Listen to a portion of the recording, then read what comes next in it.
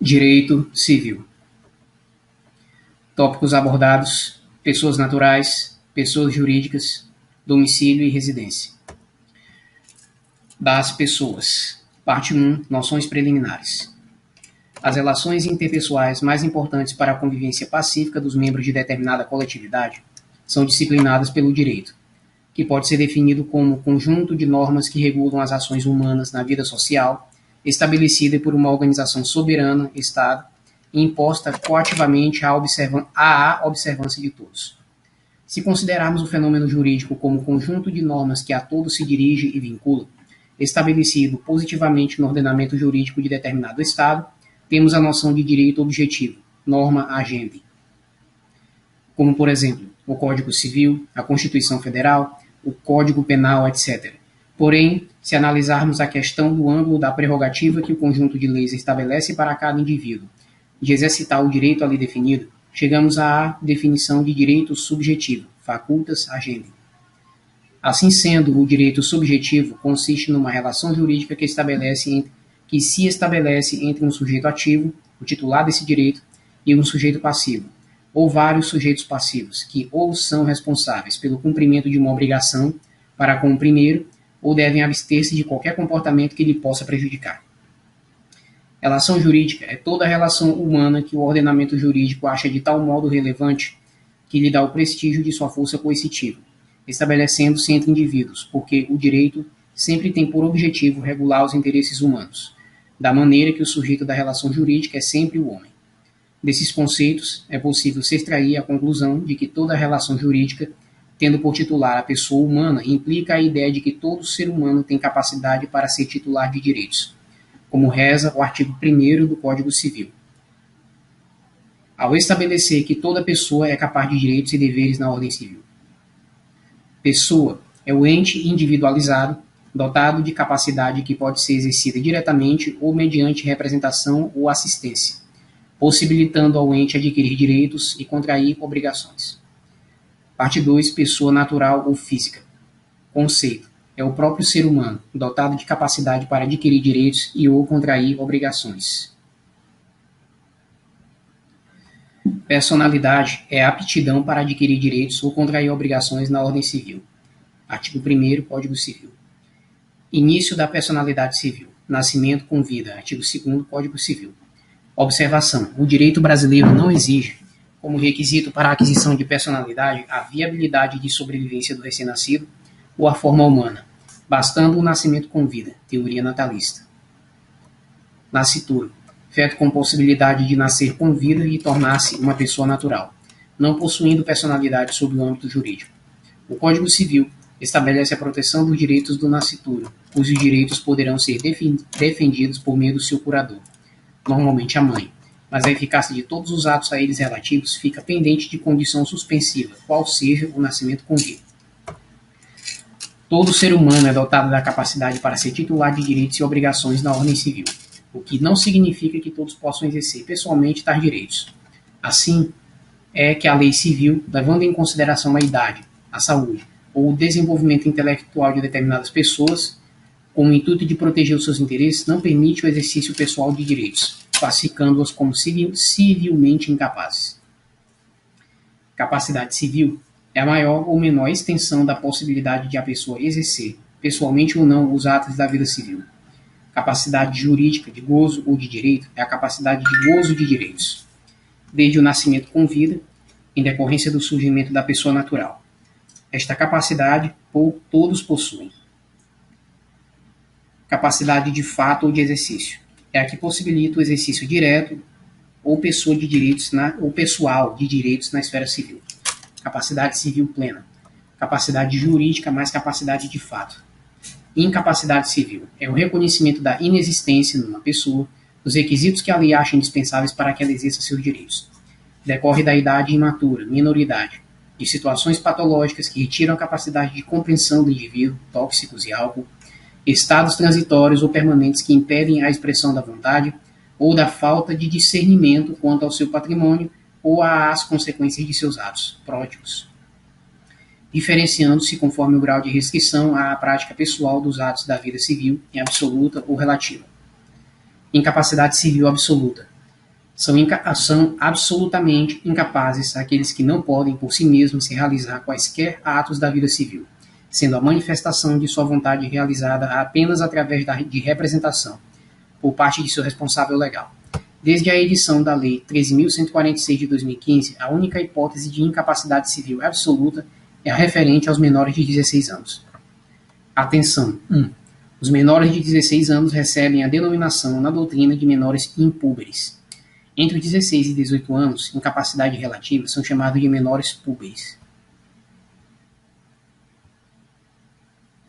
Atenção 2. Atos praticados sem intervenção do representante são nulos de pleno direito.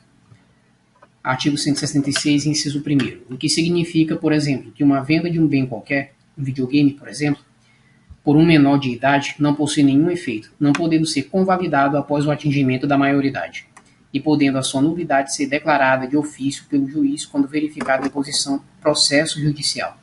Atenção 3. A incapacidade absoluta em razão da menoridade implica o reconhecimento dos pais como representantes legais do menor, em face do exercício do poder familiar. Na ausência de ambos, o juiz nomeia tutor, que cuidará dos interesses do menor até o advento da maioridade. Atenção 4. A incapacidade absoluta decorrente de enfermidade ou doença mental, e a que se relacionava com causa transitória, impedindo a expressão da vontade da pessoa, foram revogados pela Lei 13.146 de 2015. Incapacidade civil relativa.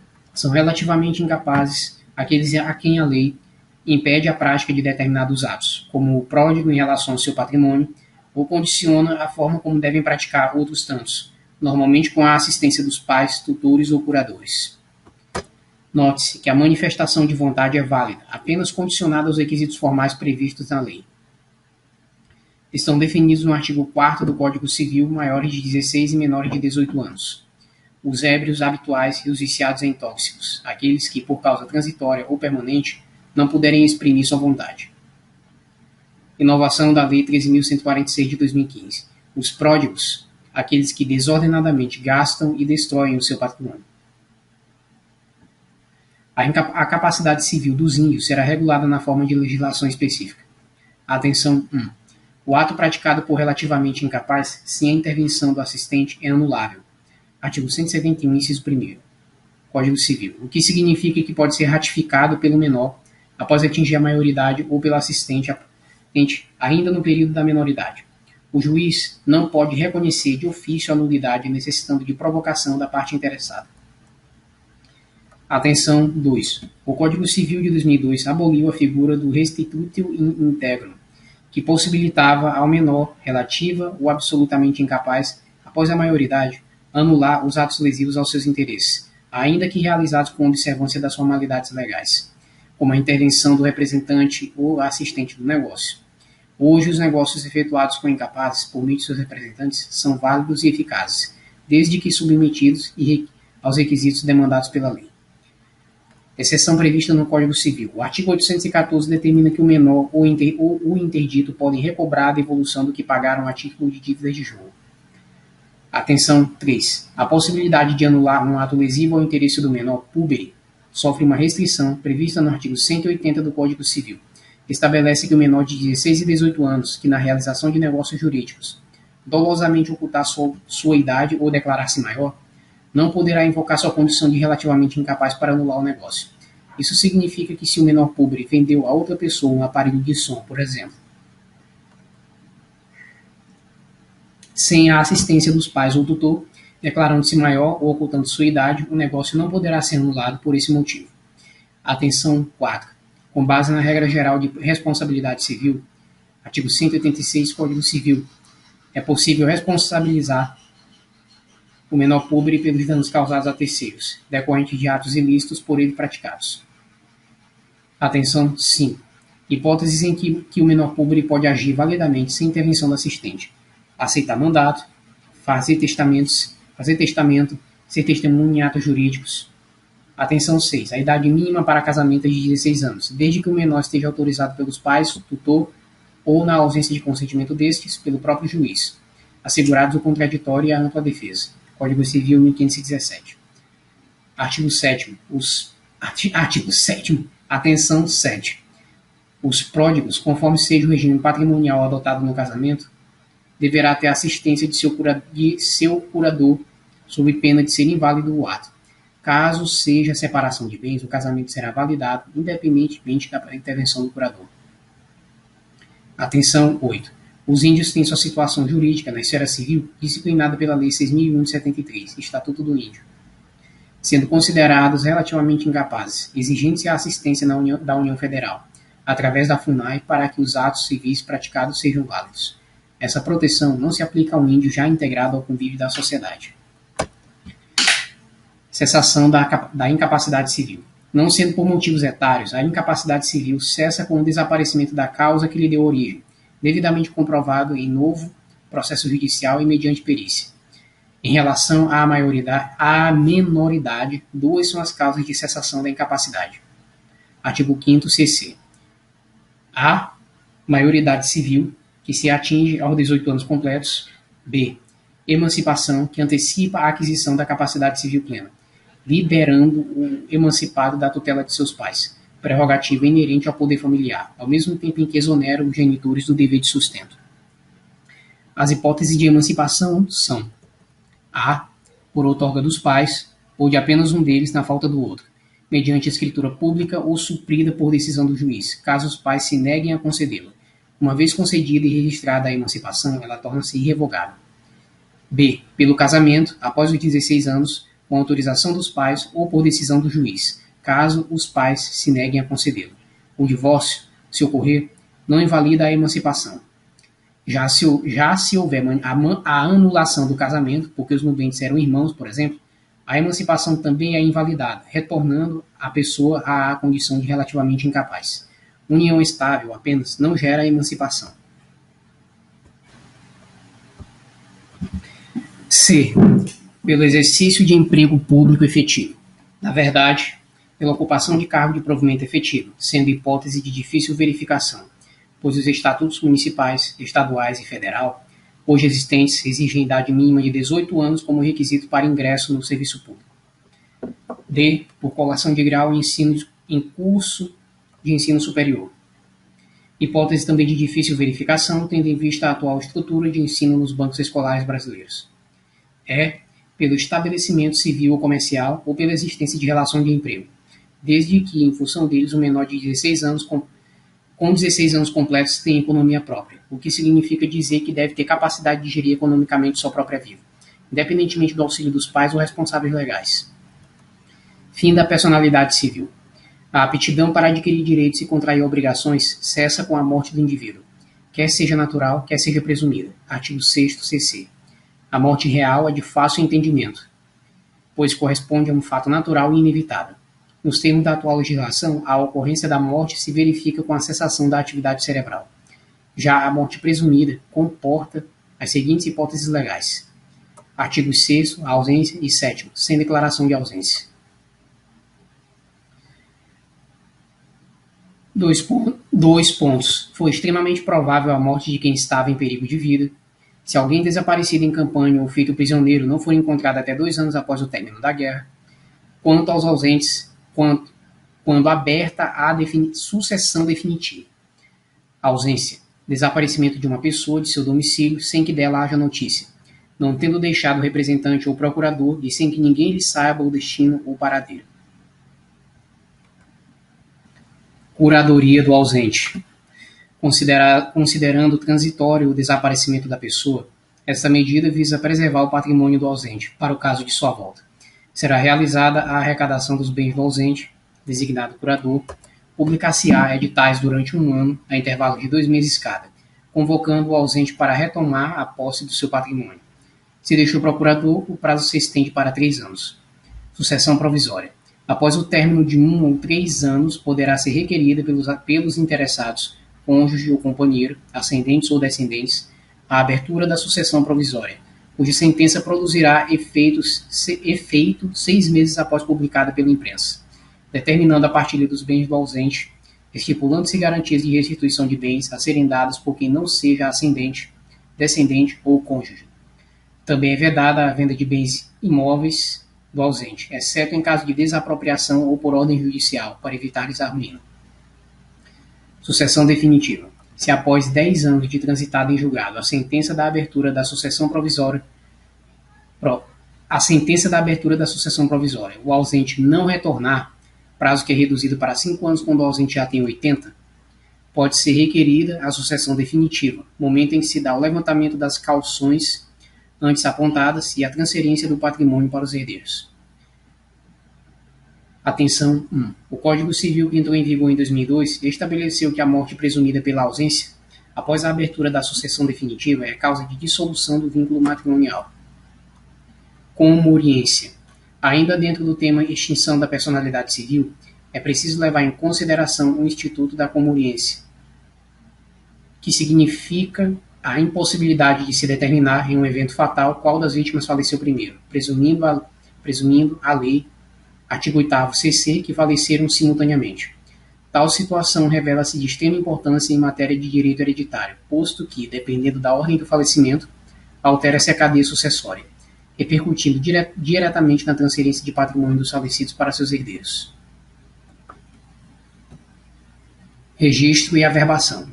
A pessoa natural tem começo e fim, como vimos, e nesse intervalo de tempo é necessário deixar assentado no registro público todas as situações capazes de modificar o estado, a capacidade e os demais atributos da personalidade, sendo de enorme importância o controle estatal desses fatos, visando a segurança das relações jurídicas. Registro é o ato principal de documentação desses elementos que determinam o estado e a capacidade da pessoa natural, cujas formalidades são disciplinadas pela Lei 6.015 de 73. Lei de Registros Públicos, LRP.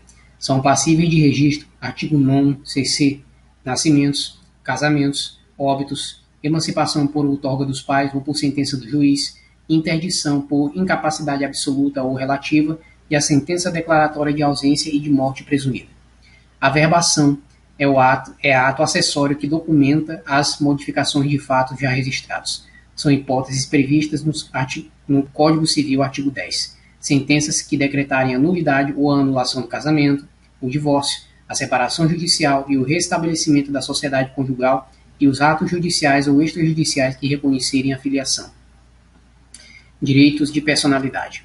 Há direitos que são descartáveis da personalidade de seu titular, como, por exemplo, o direito de propriedade ou de crédito contra um devedor. Por outro lado, direitos há que são inerentes à pessoa humana, ligados a ela de maneira perpétua e permanente, de modo que não se pode conceber um indivíduo que não tenha direito à vida, liberdade física ou intelectual, ao seu nome, ao seu corpo, à sua imagem e à sua honra. Estes são chamados de direitos de personalidade. Características: inalienáveis. Não são passíveis de venda, troca, locação ou qualquer outra forma de transferência de domínio.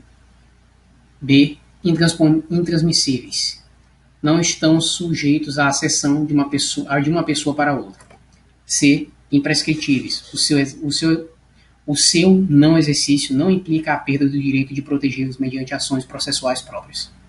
D. Irrenunciáveis. Não é permitido ao titular do direito de abdicar de exercê-los. Do direito abdicar de exercê-los, pois se tratam de direitos individuais indisponíveis. Regras básicas sobre o direito de personalidade. A. Os direitos de personalidade são oponíveis contra todos os membros da coletividade, erga omnes, sendo de caráter personalíssimo. Porém, em caso de falecimento de seu titular, estão legitimados a reclamar judicialmente a reparação da lesão ou ameaça de lesão àqueles direitos o cônjuge sobrevivente, ou qualquer parente em linha reta, ascendentes e descendentes, ou colateral até o 4º grau, irmãos, tios, sobrinhos e primos. B. O direito à vida é indisponível, de modo que o médico está autorizado, em princípio, a realizar todos os procedimentos para a recuperação do paciente, independentemente da concordância deste. Porém, se a cirurgia ou o tratamento indicados oferecerem risco, terá de obter o consentimento do enfermo ou de seu representante legal, se incapaz de manifestar validamente a vontade. C. O nome civil é o principal elemento de identificação da pessoa natural, sendo a designação pela qual se identificam e distinguem as pessoas naturais nas relações concernentes ao aspecto civil de sua vida jurídica. D. É formado pelo prenome, que pode ser simples, José, ou composto, José Luiz, pelo sobrenome ou patronímico, que identifica a família ao qual o sujeito pertence, José Luiz da Silva. Eventualmente pelo agnome, quando se tem pessoas com nomes idênticos em posição familiar distinta. José Luiz da Silva Filho, José Luiz da Silva Neto. É proibida a utilização do nome da pessoa em publicações que a exponham a situações constrangedoras, mesmo que não haja intenção difamatória. F. A utilização do nome alheio em propaganda comercial depende de autorização da pessoa. G. O pseudônimo, alcunha, apelido, adotado por uma pessoa para a realização de atividades lícitas, goza da mesma proteção que é dada a seu nome. H. A lei assegura à pessoa o direito de proteção à sua imagem, que não poderá ser utilizada sem sua autorização, caso disso resulte prejuízos à sua honra, boa fama ou respeitabilidade, ou se destinarem a fins comerciais, podendo valer-se dos meios judiciais necessários para impedir a veiculação adequada.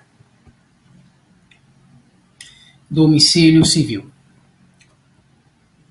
Domicílio pode ser conceituado como o lugar onde o indivíduo fixa sua residência com ânimo definitivo, sendo o seu centro de ocupações habituais de onde irradia sua atividade jurídica.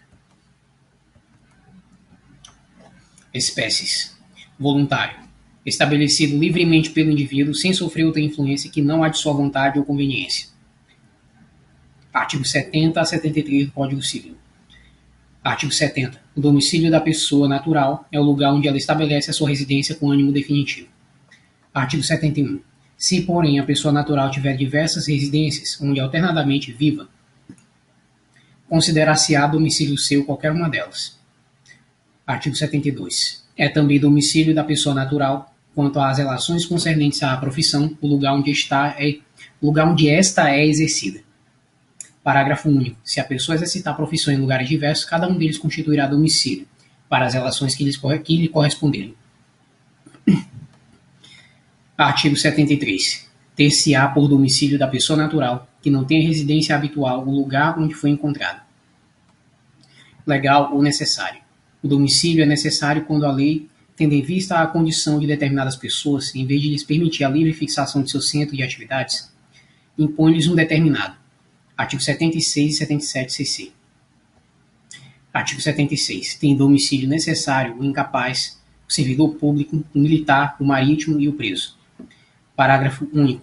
O domicílio do incapaz é o do seu representante ou assistente, o do servidor público, o lugar em que exercer permanentemente suas funções, o do militar, onde servir, e sendo da marinha ou da aeronáutica, a sede do comando a que se encontrar imediatamente subordinado. O do marítimo, onde o navio estiver matriculado. E o do preso, o lugar em que cumprir sentença. Artigo 77. O agente diplomático do Brasil, que citado no estrangeiro, alegar extraterritorialidade sem designar onde tem no país o seu domicílio, poderá ser demandado no Distrito Federal ou no último ponto do território brasileiro onde o teve, de eleição ou contratual. É o decorrente de ajuste entre as partes contratantes, é também chamado de convencional, sendo escolhido para fins de exercício dos direitos e cumprimento das obrigações que dos mesmos contratos decorrem. Artigo 78 CC. Artigo 78. Nos contratos escritos poderão os contratantes especificar domicílio onde se exercitem e cumpram os direitos e obrigações deles resultantes. 3. Parte 3. Pessoa jurídica ou moral. Noção introdutória. Já se fixou que em qualquer relação jurídica existe um titular do direito, que é o homem. Impõe-se reconhecer, no entanto, que em algumas relações o homem não figura diretamente como sujeito da relação. É inegável também que a união de alguns indivíduos, constituindo uma entidade para determinado fim que lhes seja comum, estabelece clara distinção entre a personalidade dos indivíduos e a da coletividade personalizada. A esses seres, que se distinguem das pessoas que os compõem e aos quais a lei atribui personalidade, conferindo-lhes a prerrogativa de serem titulares de direitos, dá-se o nome de pessoas jurídicas ou pessoas morais. Conceito. Pessoas jurídicas são, portanto, entidades a que a lei empresta personalidade, isto é, são seres que atuam na vida jurídica, com personalidade diversa dados os indivíduos que os compõem, capazes de serem sujeitos de direitos e obrigações na ordem civil. Classificação das pessoas jurídicas. Quanto à sua estrutura, as compostas pela reunião de pessoas, associações e sociedades denominadas universitas personarum, as que se constituem em torno de um patrimônio destinado a um fim, ou seja, as fundações, denominadas universitas bonorum. Quanto à órbita de sua atuação, pessoas jurídicas de direito privado, constituídas para realizarem obras de interesse coletivo na esfera privada e para fins exclusivamente particulares, sendo fruto da iniciativa privada, não implicando o exercício dos poderes estatais. Atenção para as modificações introduzidas pela Lei 10.825 de 2003, que acrescentou expressamente os partidos políticos e as organizações religiosas como pessoas jurídicas de direito privado. Os partidos políticos até então eram considerados pessoas jurídicas de direito público. As organizações religiosas não constavam explicitamente do texto original do Código Civil de 2002. Confira a redação do artigo em destaque. Artigo 44. São pessoas jurídicas de direito privado. Inciso 1º, as associações. Inciso 2º, as sociedades. Inciso 3º, as fundações. Inciso 4º, as organizações religiosas. Inciso 5º, os partidos políticos. Inciso 6º, as empresas individuais de responsabilidade limitada. Parágrafo 1º. São livres a criação, a organização, a estruturação interna e o funcionamento das organizações religiosas, sendo vedado ao poder público negar-lhes reconhecimento ou registro dos atos constitutivos e necessários ao seu funcionamento. Parágrafo 2º.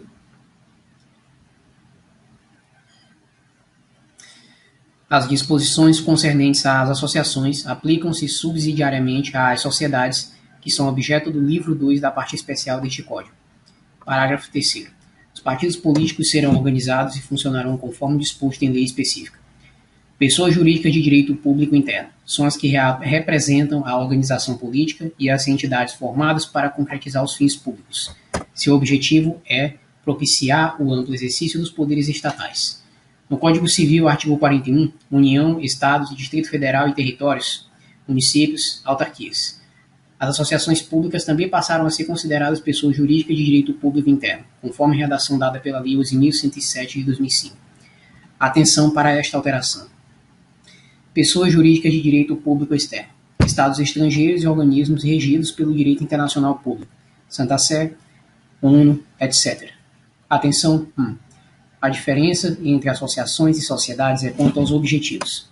Enquanto as primeiras se ocupam de fins esportivos, culturais, recreativos, científicos ou humanitários, as segundas visam a obtenção de lucro. Constituição das pessoas jurídicas de direito público externo. Fatos históricos, como as revoluções, materializam a criação dos Estados soberanos e dos organismos internacionais, fator reforçado pela edição de várias constituições que conferem legitimidade formal à criação dos países perante a comunidade internacional. Direito público interno. Determinação constitucional. União, Estados, Distrito Federal, municípios. Independem de inscrição de seus atos constitutivos em registro público próprio, adquirindo personalidade jurídica diretamente da própria lei. Autarquias também adquirem personalidade jurídica a partir da vigência das leis que as criam. Direito privado. Duas fases distintas. A. Ato constitutivo. Estatutos, contratos sociais ou convenções são documentos que materializam a vontade dos sócios. B. Registro público. Somente a partir do registro no cartório competente é que a pessoa jurídica passa a ter existência legal. Vale dizer, adquire personalidade jurídica, tornando-se formalmente apta a adquirir direitos e contrair obrigações. Procedimento para a criação de fundações privadas. Participação necessária do Ministério Público no exame do Estatuto da Fundação. Verificação pelo MP se os bens são suficientes aos fins a que se destinam e se o objeto é lícito e conforme ao interesse público. Aprovação pelo MP do Estatuto. Caso este a negue, poderá ser suprida pelo juiz. Responsabilidade civil da pessoa jurídica. Contratual. Possuindo personalidade jurídica própria e distinta da de seus membros, a pessoa jurídica corresponde plenamente com seus bens pelo inadimplemento contratual. Inadimplemento contratual. Extracontratual ou aquiliano.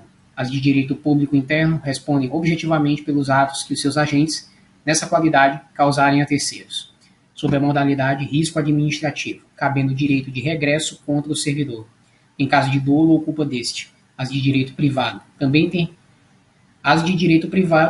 responsabilidade objetiva quanto aos atos praticados por seus funcionários, prepostos e representantes legais, podendo exercer direito de regresso contra o empregado culpado. Domicílio civil. Artigo 75. Quanto às pessoas jurídicas, domicílio é: inciso 1º, da União ou Distrito Federal. Inciso 2º, dos estados e territórios das respectivas capitais. Inciso 3º, do município, o lugar onde funcione a administração municipal.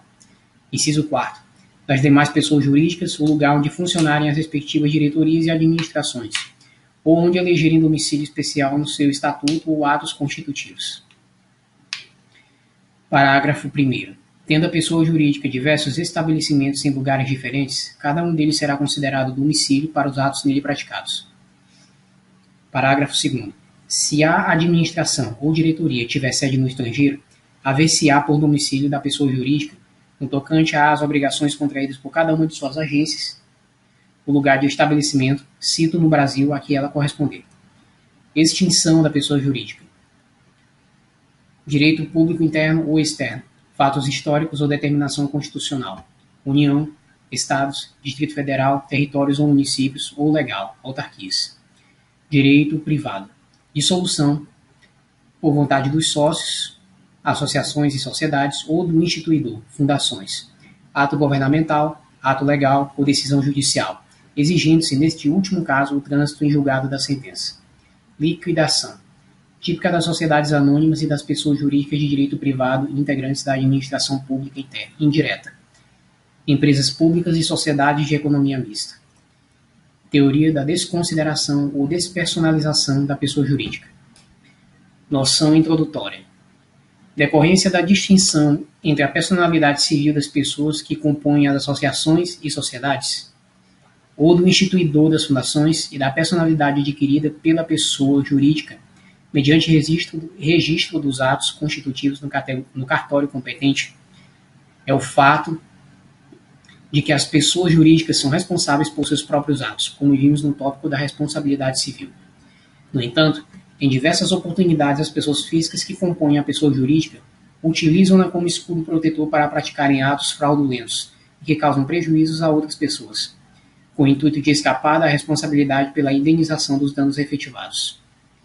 Para evitar o abuso dos representantes legais das pessoas jurídicas, a personalidade destas pode ser desconsiderada para determinar que as pessoas naturais que as representam respondam solidariamente pelos atos e negócios jurídicos praticados em nome das mesmas. É a teoria da desconsideração ou despersonalização da pessoa jurídica. Assim sendo, quando se decorre a ficção da pessoa jurídica para enganar credores, para fugir à incidência da lei, ou para proteger um ato desonesto, deve o juiz esquecer a ideia de personalidade jurídica para considerar os seus componentes como pessoas físicas e impedir que, por meio do subterfúgio, prevaleça o ato fraudulento. Código Civil, artigo 50. Incidência. Inicialmente nas relações de consumo, artigo 28, CDC, agora como regra geral nas relações de direito privado, civil. Texto do Código Civil das Pessoas. Parte geral, livro 1. Das pessoas, título 1. Das pessoas naturais, capítulo 1. Da personalidade e da capacidade. Artigo 1º. Toda pessoa é capaz de direitos e deveres na ordem civil. Artigo 2º. A personalidade civil da pessoa começa do nascimento com vida, mas a lei põe a salvo, desde a concepção, os direitos do nascituro.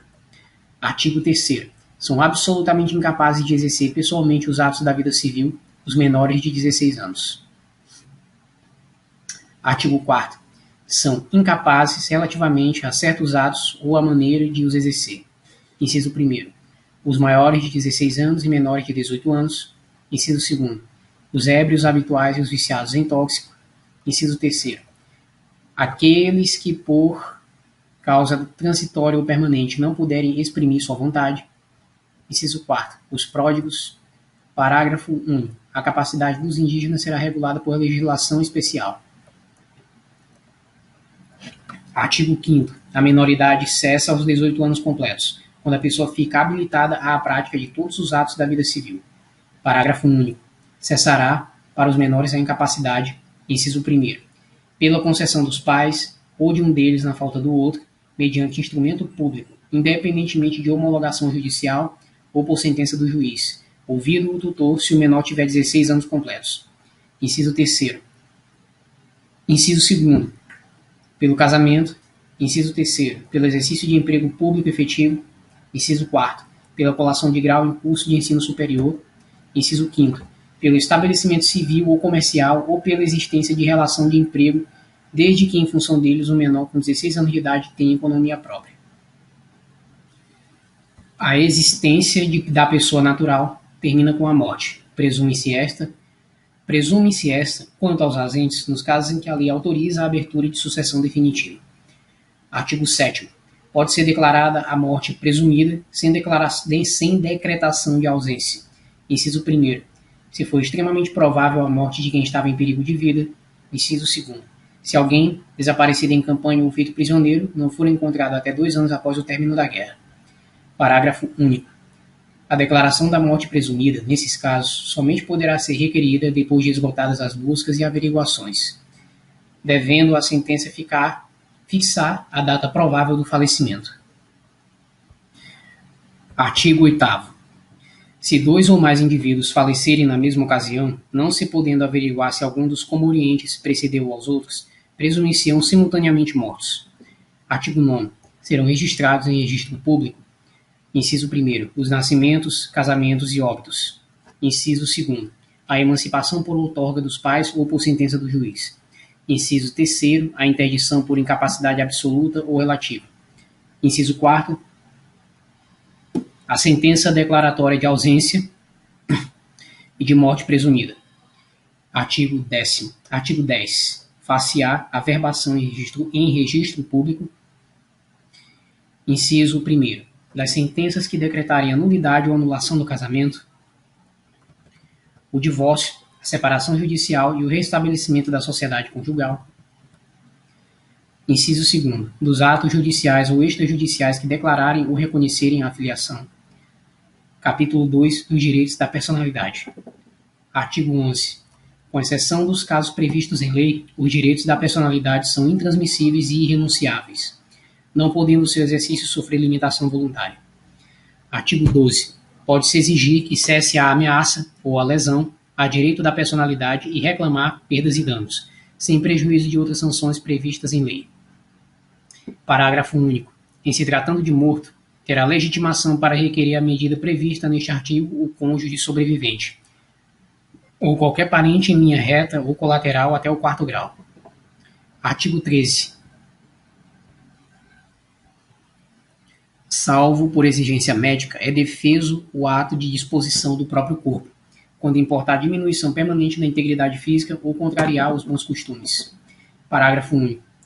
O ato previsto neste artigo será admitido para fins de transplante na forma estabelecida em lei especial. Artigo 14. É válida com objetivo científico ou altruístico a disposição gratuita do próprio corpo, no todo ou em parte, para depois da morte. Parágrafo único. O ato de disposição pode ser livremente revogado a qualquer tempo. Artigo 15. Ninguém pode ser constrangido a submeter-se, com risco de vida, a tratamento médico ou a intervenção cirúrgica. Artigo 16. Toda pessoa tem direito ao nome, nele compreendidos o prenome e o sobrenome. Artigo 17. O nome da pessoa não pode ser empregado por outrem em publicações ou representantes que a exponham ao desprezo público, ainda quando não haja intenção difamatória. Artigo 18. Sem autorização, não se pode usar um nome alheio em propaganda comercial. Artigo 19. Pseudônimo adotado para atividades lícitas goza da proteção que se dá ao nome. Artigo 20. Salvo se autorizadas ou se necessárias à administração da justiça ou à manutenção da ordem pública, a divulgação de escritos, a transmissão da palavra ou a publicação, a exposição ou a utilização da imagem de uma pessoa poderão ser proibidas, a seu requerimento e sem prejuízo da indenização que couber, se lhe atingirem a honra, a boa fama ou a respeitabilidade, ou se destinarem a fins comerciais. Parágrafo único. Em se tratando de morto ou de ausente, são partes legítimas para requerer essa proteção o cônjuge ou os ascendentes ou os descendentes. Artigo 21. A vida privada da pessoa natural é inviolável e o juiz, a requerimento do interessado, adotará as providências necessárias para impedir ou fazer cessar ato contrário a esta norma. Capítulo 3 da ausência. Seção 1 da curadoria dos bens do ausente. Artigo 22. Desaparecendo uma pessoa do seu domicílio sem dela haver notícia, se não houver deixado representante ou procurador a quem caiba administrar-lhe os bens, o juiz, a requerimento de qualquer interessado ou do Ministério Público, declarará a ausência e nomear-lhe-á curador. Artigo 23. Também se declarará a ausência e se nomeará curador quando o ausente deixar mandatário que não queira ou não possa exercer ou continuar o mandato, ou se seus poderes forem insuficientes. Artigo 24. O juiz que nomear curador fixar-lhe-á os poderes e obrigações conforme as circunstâncias, observando no que for aplicável o disposto a respeito dos tutores e curadores. Artigo 25. O cônjuge do ausente, sempre que não esteja separado judicialmente ou de fato por mais de 2 anos, antes da declaração da ausência, será o seu legítimo curador. Parágrafo 1º. Em falta do cônjuge, a curadoria dos bens do ausente incumbe aos pais ou aos descendentes. Nesta ordem, não havendo impedimento que os iniba de exercer o cargo. Parágrafo 2º. Entre os descendentes, os mais próximos precedem os mais remotos. Parágrafo 3º. Na falta das pessoas mencionadas, compete ao juiz a escolha do curador. Seção 2 da sucessão provisória. Artigo 26. Decorrido 1 ano da arrecadação dos bens do ausente, ou se lhe deixou representante ou procurador, em se passando 3 anos, poderão os interessados requerer que se declare a ausência e se abra provisoriamente a sucessão.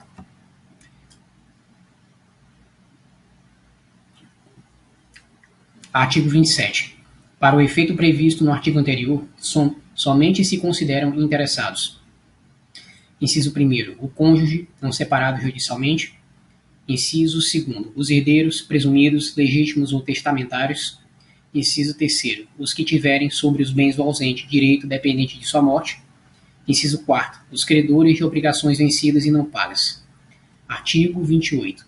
A sentença que determinar a abertura da sucessão provisória só produzirá efeito 180 dias depois de publicada pela imprensa, mas logo que passe em julgado, proceder-se-á à abertura do testamento, se houver, e ao inventário e partilha dos bens, como se o ausente fosse falecido. Parágrafo 1º.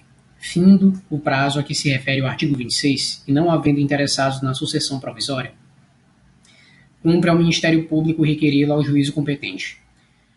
Parágrafo 2º. Não comparecendo herdeiro ou interessado para requerer o inventário até 30 dias depois de passar em julgado a sentença que mandar abrir a sucessão provisória, proceder-se-á à arrecadação dos bens do ausente pela forma estabelecida nos artigos 1819 a 1823. Artigo 29. Antes da partilha, o juiz, quando julgar conveniente, ordenará a conversão dos bens móveis sujeitos à deterioração ou a extravio em imóveis ou em títulos garantidos pela União.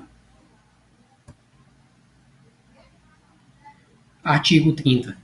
Os herdeiros, para se emitirem na posse dos bens do ausente, darão quantias da restituição deles, mediante penhores ou hipotecas equivalentes aos quinhões respectivos. Parágrafo 1º. Aquele que tiver direito à posse provisória, mas não puder prestar a garantia exigida neste artigo, será excluído, mantendo-se os bens que lhe deveriam caber sob a administração do curador ou de outro herdeiro designado pelo juiz e que preste essa garantia. Parágrafo 2º. Os agentes, os descendentes e o cônjuge, uma vez provada sua qualidade de herdeiros, poderão, independentemente da garantia, entrar na posse dos bens do ausente. Artigo 31. Os imóveis do ausente só poderão alienar, não sendo por desapropriação ou hipotecar, quando ordene o juiz para lhes evitar a ruína. Artigo 32. Empossados nos bens, os sucessores provisórios ficarão representando ativa e passivamente o ausente, de modo que contra eles correrão as ações pendentes e as que de futuro a aquele forem movidas. Artigo 33. O descendente, ascendente ou cônjuge que for sucessor provisório do ausente fará seus todos os frutos e rendimentos dos bens que a este couber. Os outros sucessores, porém, deverão capitalizar metade desses frutos e rendimentos, segundo o disposto no artigo 29, de acordo com o representante do Ministério Público, e prestar contas anualmente ao juiz competente. Parágrafo único. Se o ausente aparecer e ficar provado que a ausência foi voluntária e injustificada, perderá ele, em favor do sucessor, sua parte nos frutos e rendimentos. Artigo 34. O excluído, segundo o artigo 30, da posse provisória, poderá, justificando falta de meios, requerer que lhe seja entregue metade dos rendimentos do quinhão que lhe tocaria. Artigo 35. Se, durante a posse provisória, se provar a época exata do falecimento do ausente, considerar-se-á, nessa data, aberta a sucessão em favor dos herdeiros que o eram àquele tempo. Artigo 36. Se o ausente aparecer ou se lhe provar a existência, depois de estabelecida a posse provisória, cessarão para logo as vantagens dos sucessores nela emitidos, ficando, todavia, obrigados a tomar as medidas assecuratórias precisas, até a entrega dos bens a seu dono. Se durante a posse provisória, artigo 35, se durante a posse provisória se provar a época exata do falecimento do ausente, considerar-se-á, nessa data, aberta a sucessão em favor dos herdeiros que o eram àquele tempo. Artigo 36. Se o ausente aparecer ou se lhe provar a existência depois de estabelecida a posse provisória, cessarão para logo as vantagens dos sucessores nela emitidos, ficando, todavia, obrigados a tomar as medidas assecuratórias precisas até a entrega dos bens a seu dono. Seção 3 da sucessão definitiva. Artigo 37. 10 anos depois de passada em julgado a sentença que concede a abertura da sucessão provisória, poderão os interessados requerer a sucessão definitiva e o levantamento das cauções prestadas. Artigo 38. Pode-se requerer a sucessão definitiva, também provando-se que o ausente conta 80 anos de idade e que de 5 datam as últimas notícias dele. Artigo 39. Regressando o ausente nos 10 anos seguintes à abertura da sucessão definitiva, ou algum de seus descendentes ou ascendentes, aquele ou estes haverão só os bens existentes no estado em que se acharem, os subrogados em seu lugar, ou o preço que os herdeiros e os demais interessados houverem recebido pelos bens alienados depois daquele tempo. Parágrafo único.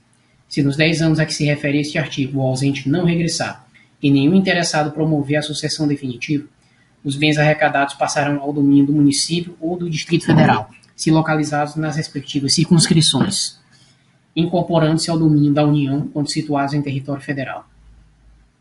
Título 2 das pessoas jurídicas. Capítulo 1. Disposições gerais. Artigo 40. As pessoas jurídicas são de direito público, interno ou externo e de direito privado. Artigo 41. São pessoas jurídicas de direito público interno. Inciso 1. A União. Inciso 2. Os Estados, o Distrito Federal e os territórios. Inciso 3. Os municípios. Inciso 4. As autarquias, inclusive as associações públicas. Inciso 5. As demais entidades de caráter público criadas por lei. Parágrafo único. Salvo disposição em contrário, as pessoas jurídicas de direito público a que se tenha dado estrutura de direito privado regem-se, no que couber, quanto ao seu funcionamento pelas normas deste Código. Artigo 42. São pessoas jurídicas de direito público externo os estados estrangeiros e todas as pessoas que forem regidas pelo direito internacional público. Artigo 43. As pessoas jurídicas de direito público interno são civilmente responsáveis por atos dos seus agentes que, nessa qualidade, causem danos a terceiros. É salvado o direito a regressivo contra os causadores do dano, se houver, por parte destes, culpa ou dolo. Artigo 44. São pessoas jurídicas de direito privado. Inciso 1. As associações, inciso 2º. As sociedades, inciso 3º. As fundações, inciso 4º. As organizações religiosas, inciso 5º. Os partidos políticos, inciso 6º. As empresas individuais de responsabilidade limitada. Parágrafo 1º. São livres a criação, a organização, a estruturação interna e o funcionamento das organizações religiosas, sendo vedado ao poder público negar-lhes reconhecimento ou registro dos atos constitutivos e necessários ao seu funcionamento. Inciso 2º.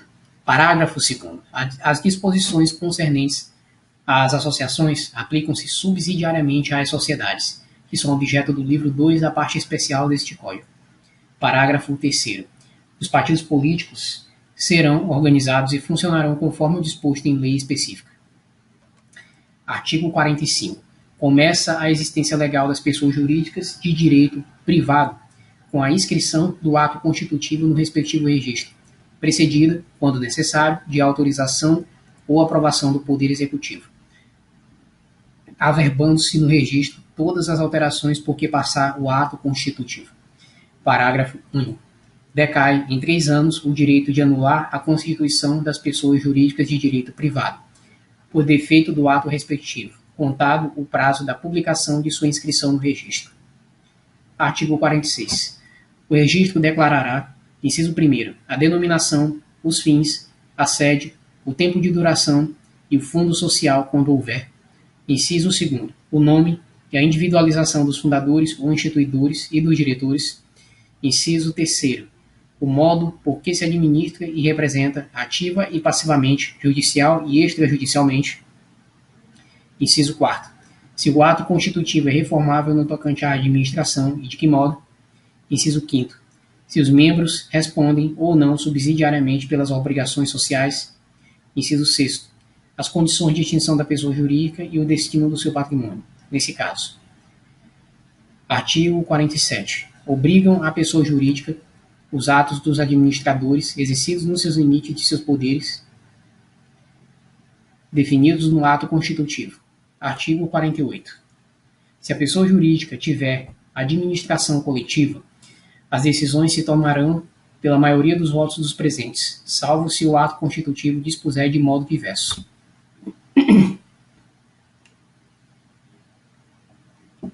Parágrafo único. Decai em 3 anos o direito de anular as decisões a que se refere este artigo, quando violarem a lei ou estatuto, ou forem eivadas de erro, dolo, simulação ou fraude. Artigo 49. Se a administração da pessoa jurídica vier a faltar, o juiz, a requerimento de qualquer interessado, nomear-lhe-á administrador provisório. Artigo 50. Em caso de abuso da personalidade jurídica, caracterizado pelo desvio de finalidade ou pela confusão patrimonial, pode o juiz decidir, a requerimento da parte ou do Ministério Público, quando lhe couber intervir no processo, que os efeitos de certas e determinadas relações de obrigações sejam estendidos aos bens particulares dos administradores ou sócios da pessoa jurídica. Artigo 51. Nos casos de dissolução da pessoa jurídica ou cassada a autorização para seu funcionamento, ela subsistirá para o fim de liquidação, até que esta se conclua. Parágrafo 1º. Far-se-á, no registro onde a pessoa jurídica estiver inscrita, a averbação de sua dissolução. Parágrafo 2º. As disposições para a liquidação das sociedades aplicam-se, no que couber, às demais pessoas jurídicas de direito privado.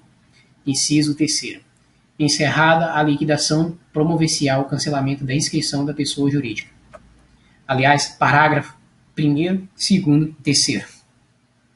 Agora, artigo 52. Aplica-se às pessoas jurídicas, no que couber, a proteção dos direitos da personalidade. Capítulo 2 das associações. Artigo 53. Constituem-se as associações pela união de pessoas que se organizem para fins não econômicos. Parágrafo único. Não há entre os associados direitos e obrigações recíprocos. Artigo 54. Sob pena de nulidade, o Estatuto das Associações conterá: inciso 1º, denominação, fins e a sede da associação. Inciso 2º, os requisitos para a admissão, demissão e exclusão dos associados. Inciso 3º, os direitos e deveres dos associados. Inciso 4º, as fontes de recursos para sua manutenção. Inciso 5º, o modo de constituição e de funcionamento dos órgãos deliberativos. Inciso 6º, as condições para a alteração das disposições estatutárias e para a dissolução. Inciso 7º, a forma de gestão administrativa e de aprovação das respectivas contas. Artigo 55. Os associados devem ter iguais direitos, mas o Estatuto poderá instituir categorias com vantagens especiais. Artigo 56. A qualidade de associado é intransmissível se o Estatuto não dispuser o contrário. Parágrafo único. Se o associado for titular de cota ou fração ideal do patrimônio da associação, a transferência daquela não importará de per si na atribuição da qualidade de associado ao adquirente ou ao herdeiro, salvo disposição diversa do Estatuto. Artigo 57. A exclusão do associado só é admissível havendo justa causa, assim reconhecida em procedimento que assegure direito de defesa e de recurso, nos termos previstos no Estatuto. Artigo 58. Nenhum associado poderá ser impedido de exercer direito ou função que lhe tenha sido legitimamente conferido, a não ser nos casos e pela forma previstos na lei ou no Estatuto. Artigo 59. Compete privativamente à Assembleia Geral. Inciso 1º. Destituir os administradores. Inciso 2º. Alterar o Estatuto. Parágrafo único. Para as deliberações a que se referem os incisos 1º e 2º deste artigo, é exigido deliberação da Assembleia especialmente convocada para esse fim, cujo quórum será o estabelecido no Estatuto, bem como os critérios de eleição dos administradores. Artigo 60.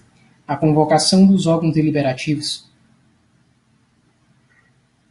far-se-á na forma do Estatuto, garantido a 1/5 dos associados o direito de promovê-lo. Artigo 61. Dissolvida a associação, o remanescente do seu patrimônio líquido, depois de deduzidas, se for o caso, as cotas ou frações ideais referidas no parágrafo único do artigo 56, será destinado à entidade de fins não econômicos designada no Estatuto ou omisso este, por deliberação dos associados, à instituição municipal, estadual ou federal de fins idênticos ou semelhantes.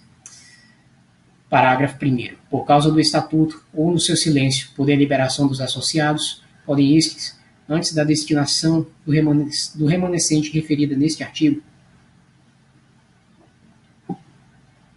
receber em restituição, atualizado o respectivo valor, as contribuições a que tiverem prestado ao patrimônio da associação.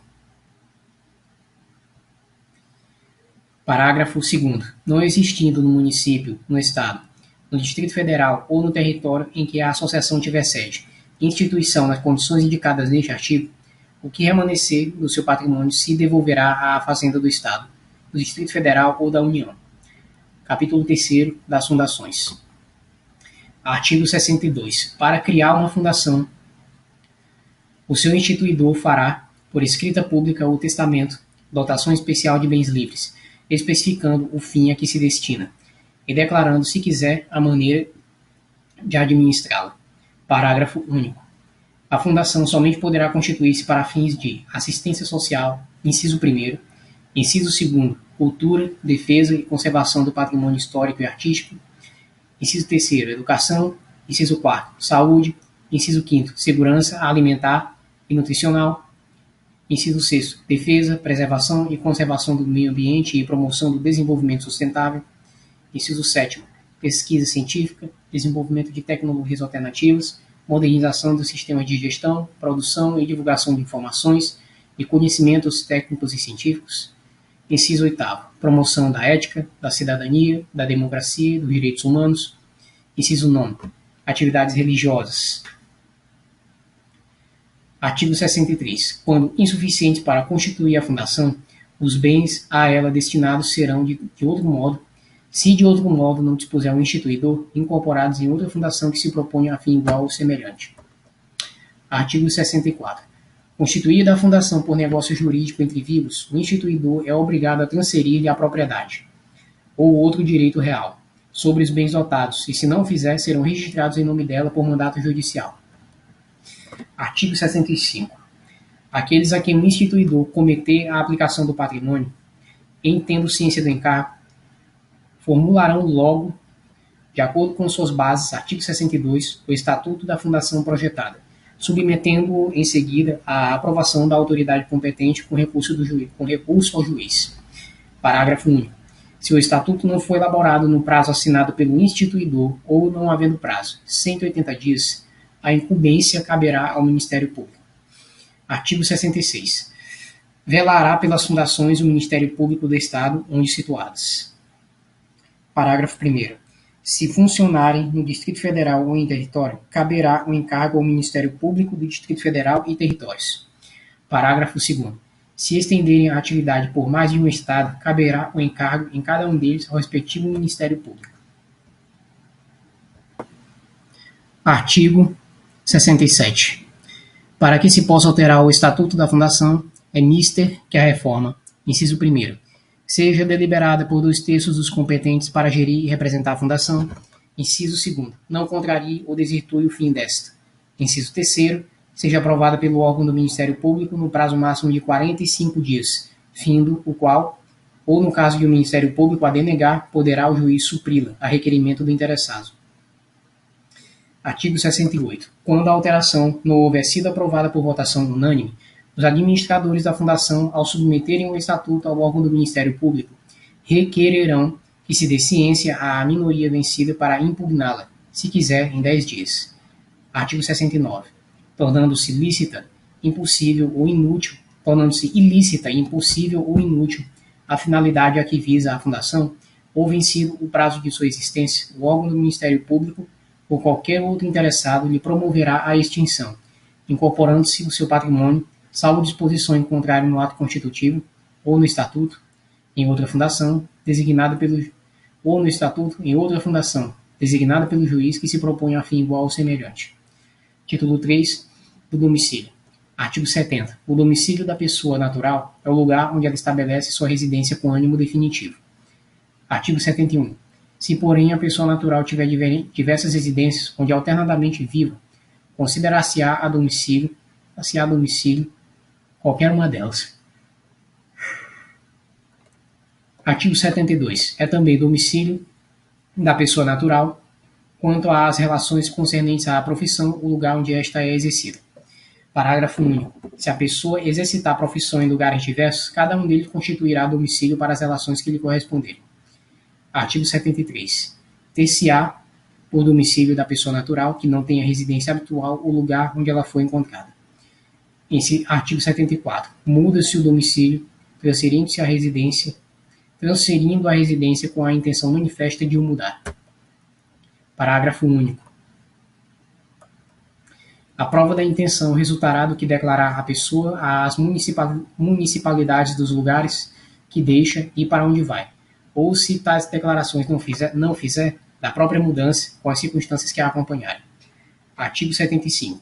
Quanto às pessoas jurídicas, o domicílio é, inciso 1º, da União ou Distrito Federal, inciso 2º, dos estados e territórios das respectivas capitais, inciso 3º, do município, do lugar onde funcione a administração municipal, inciso 4º, das demais pessoas jurídicas, o lugar onde funcionarem as respectivas diretorias e administrações, ou onde elegerem domicílio especial no seu estatuto ou atos constitutivos.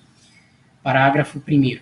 Tendo a pessoa jurídica diversos estabelecimentos em lugares diferentes, cada um deles será considerado domicílio para os atos nele praticados. Parágrafo 2º. Se a administração ou diretoria tiver a sede no estrangeiro, haver-se-á por domicílio da pessoa jurídica, no tocante às obrigações contraídas por cada uma das suas agências, o lugar do estabelecimento, cito no Brasil a que ela corresponder. Artigo 76. Tem domicílio necessário o incapaz, o servidor público, o militar, o marítimo e o preso. Parágrafo único. O domicílio do incapaz é o do seu representante ou assistente. O do servidor público, o lugar em que exercer permanentemente suas funções. O do militar, onde serve e sendo da Marinha ou da Aeronáutica, a sede do comando a que se encontrar imediatamente subordinado. O do marítimo, onde o navio estiver matriculado, e o do preso, o lugar em que cumprir a sentença. Artigo 77. O agente diplomático do Brasil, que, citado no estrangeiro, alegar extraterritorialidade sem designar o país país onde tem, no país, alegar extraterritorialidade sem designar onde tem, no país, o seu domicílio, poderá ser demandado no Distrito Federal ou no último ponto do território brasileiro onde o teve. Artigo 78. Nos contratos escritos, poderão os contratantes especificar domicílio onde se exercitem e cumpram os direitos e obrigações dele resultantes.